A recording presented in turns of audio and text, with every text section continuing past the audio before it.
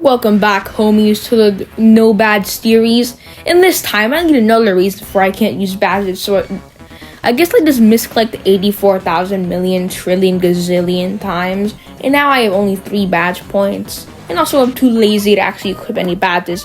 So today, we're gonna have to re-answer a question that I need to know. Can you beat Block Tails Swords of Time without badges? Part 2. Oh, yeah, there's an intro. The chapter intro. The Toxic Time. Yeah, that's what we're doing now, kids. No, I am not re-explaining the rules. Just don't equip cards. That's kind of it, honestly. Watch the first video, you know stuff and stuff. Anyways, we got the Flying Mantis over here. They spin twice before attacking, so that they attack you on the third spin. They're not that bad. They only appear like twice in this game anyways. Oh yeah, and before I forget, that Ice Stacker, which you got from cooling all over the king last chapter, actually got reverted, and now it goes back to giving you 20% of your max SP and HP, but since, those stats are kind of going to be jacked, Ice Stacker is actually going to be a lot more useful than it is in a normal run. Oh yeah, we also have I forgot what the name is of these guys. Oh, guard, okay. These guys only have 1 attack. Yeah, I still don't like them, because if you miss it, they do like a bajillion trillion damage. Because we're in hard mode, everything is like way too much damage. And it's actually really hard to guard now that we're in hard mode again, because it makes everything impossible to guard. Trust. Oh cool, the diggity darn inhale. What the sigma is this place? What the diggity darn? Tis. I don't know. What the diggity darn skibbity toilet is this? Yeah, I don't like this area. Diggity darn. So the reason I don't like this area is because it has flies, and you can't tell, we're kind of forced to be small in here, so you have like a permanent -2 attack for the entirety of the anthill. And it doesn't really matter if you're using Baller, but when I first went through chapter 2, for some reason my idiot brain decided to use Sword Toss for the entire time, which literally does 1 damage. And P.S. if you don't land like the super guard, these guys heal when you attack them, so not fun, especially because we have hard mode. Super guarding is basically impossible. This place also has hedgehogs,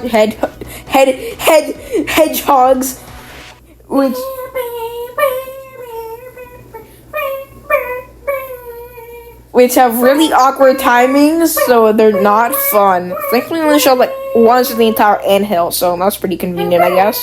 With the power of high octane explosives, we free the funny rock from its looking at wall prison. And with the power of yapping, we can take a ride for finally exit the stupid place. Anyways, once we finally meet Monkey, our only logical response is to die a painful death. Yay! To get our HP and SP back? What do you think I meant? Anyways, next time we get here, we clap some monkey cheeks. Take that how you will. After seeing what Thy calls running, I prefer rolling if you ask me. I do the quiz to get the apple pie, which you're never gonna use. You see the mayor getting shanked by Monkey, and when we try to help, Griefer comes just like, nuh-uh, bro, and proceeds to, go somewhere, I guess. So you have to go in a Jeep to chase him. That's funny, I guess. After not driving the Jeep, we drive the Jeep, and finally make it to the funny jungle place.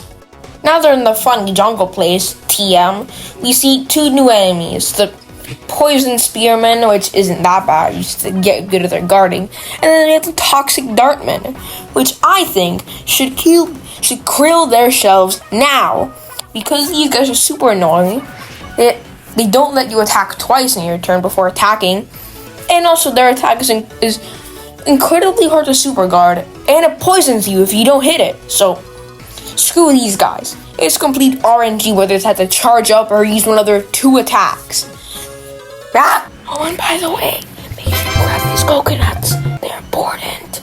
Once we get both literally and metaphorically walled off by Griefer, we again use the power of high octane explosives to blow it up. Except there's a problem. Komodo Dragon only has 3 moves. Only 2 of them are actual attacks. So the first one is just a casual bite, just casual stuff. Just bite when it starts to flatten. And then tail whip, the actual dangerous one, we have to block like after it moves a little bit, because then it's gonna whip over to you. You know, that's what it's called, tail whip. Does a whopping 14 damage if you don't block it. And Venom Bite does like 7 or something, and poisons you, so that's like 10. So please block these attacks, or else you will in fact be cooked. Despite that, I still managed to do this first try because, you know, I've beaten 429, where you have to fight 3 of these guys. Oh yeah, by the way, I still have to mention the third attack, you know, growl, just casual. Now I can use 2 moves. Yay, let's double the suffering for a little bit. Woohoo, aren't you so lucky to have to experience this fight? Anyways, those traps would be pretty obvious, just like, you know, use dynamite whenever you can. And when you run out of SP, just go back to using sword for the rest of the fight. So that's cool, I guess. Also, make sure to use Ice Dagger as soon as you can, so you can get maximum SP boosts for maximum dynamite, for maximum explosives. And this one should be pretty easy. You know, you're like, oh god, the video games like me. Trust.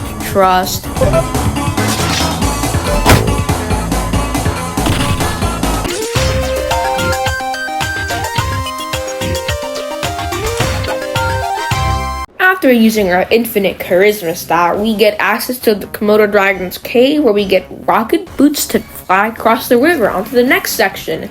After doing some probably not legal exploration number 1, we got the not legal exploration number 2, and then we get the funny new enemy. That's kind of crazy, bro.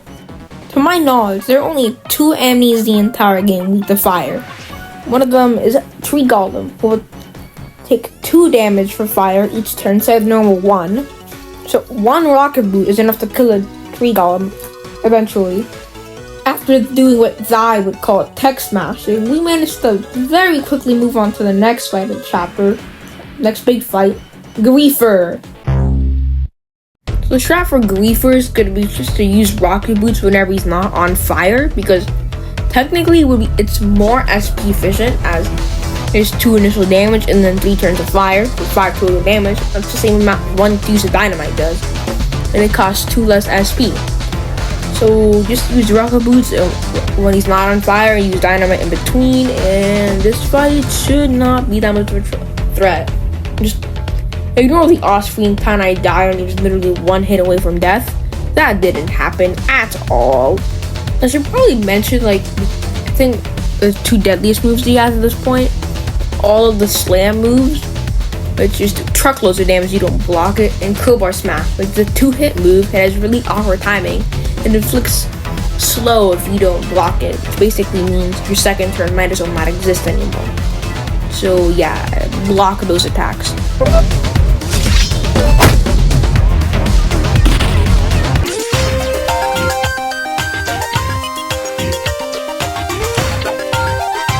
After Griefer remembers that he too has the run button, he does just that, and we go pick up the iron sword in the next room. Haha, just kidding. We get monked by Monkey. Monkey. We got monked, boys. On the way to fight Bigfoot, we stumble across one of the most important parts of this challenge, the strange machine. See, this is why I was telling you to get all those coconuts earlier. When you put a coconut in a machine, out comes coconut water. Arguably the best item in the game, storing 8 HP and SP. And there's even 2 coconut trees in this room. One is obviously on screen right now, and the other's across the ledge. You have to, like, walk on the edge. There's also a cannonball badge there, if you want it, I guess. We're doing a casual run. Once we reach the mango tree, we very impolitely bonk it as hard as we can, twice, and boom. That's Monkey right there. Time to kill Monkey, I guess. In my opinion, Monkey is just like an easier version of Griefer.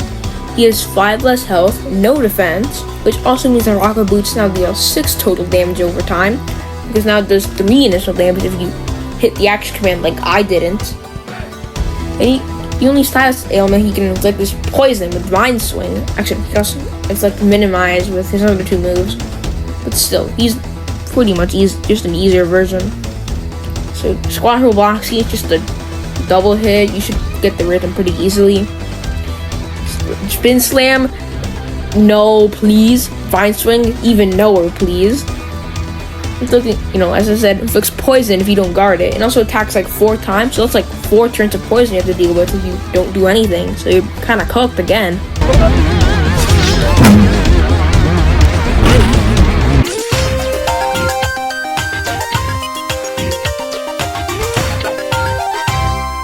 With Bigfooted, we can finally get the iron sword we desperately wanted. Now we can destroy dense vegetation. Oh yeah, I should probably mention, now the iron sword does more damage in battle than the regular wooden sword, so that's even cooler, I guess. Upon reaching the Zelda reference tree, we have to deal with this annoying puzzle that I'm just speed forward to. It took me way too long, honestly.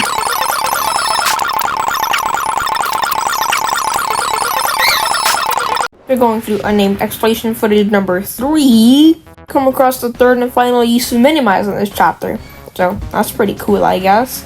After giving the sign out here a big bonking, we finally reach the final boss, Griefer, but 2, with like 2 new attacks. That's kind of crazy.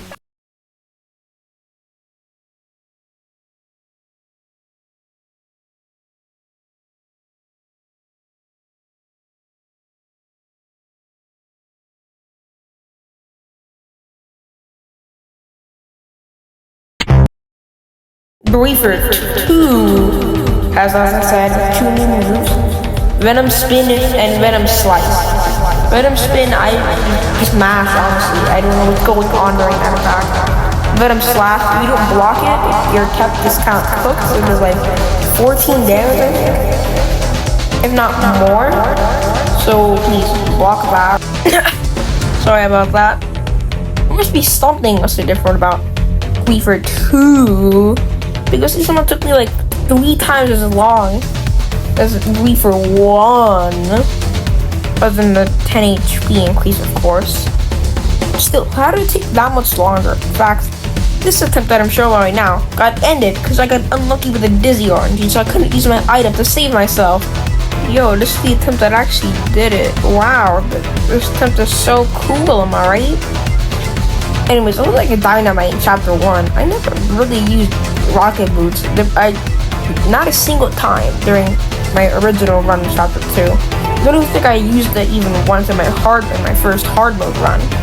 Okay, here I am in hard mode using rocket boots against Griefer.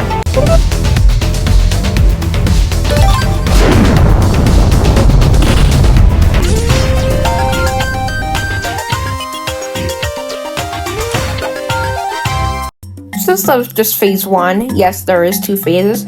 We used to out of running away like a little sissy baby, getting in a fight, getting out of that fight to actually heal, and then going to fight the phase 2 of Griefer. Actually, inside of Blood's room, Ruples of, "If you're going down with me," and proceeds to stab himself in the foot to become a bubonic plant. Yay! Despite all the theatrics of bubonic plant, I actually managed to clear this fight first try, because one real quirk. You know how earlier I said there's only 2 enemies in the entire game that were weak to fire? Well, as you might have guessed, bubonic plant is one of the 2, along with P-Golem. Also taking double damage from fire, so which propels rocket boots from doing only 4 damage over time, all the way to 7 damage over time, letting us weed out this foe in record pace.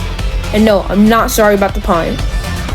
Honestly, I've got to say, these fights become a lot easier once you play through the hard mode twice.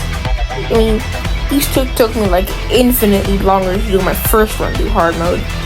In fact, Griefer's first phase is what stopped me from beating hard mode in my first major run through. I took a break after I realized that I had in fact a skill issue.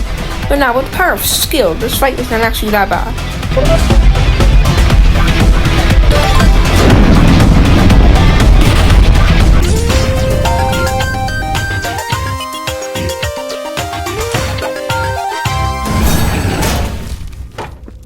With the pest and his side destroyed, we can finally get our hands on the Venom Chain after mashing through the last test of the chapter, thankfully. And as I said, get our hands on the Venom Chain. Anyways, I'm probably gonna do a video on a pit or just wait until chapter 3 comes out and do stuff, I guess.